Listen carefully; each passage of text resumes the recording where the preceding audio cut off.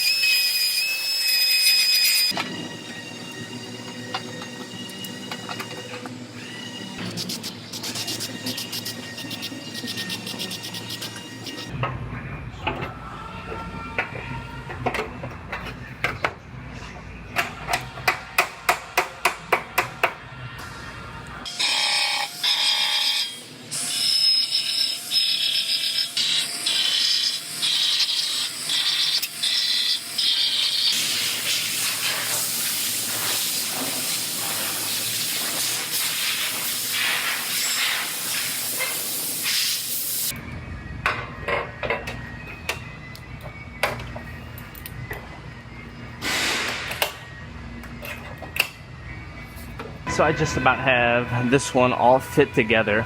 I'm gonna make some quick comparison measurements. First I'm gonna check the length, and I'm just going from this hole to right here, and then I'm gonna compare it to this side, dead on. And now I'm doing an X, same points, that's pretty much dead on. So I'm gonna go ahead and get this one welded together. I'm gonna take this outer rail off first because I gotta get some welds back behind it, get all this welded on, then I'll pop that upper rail back on and get that welded on as well.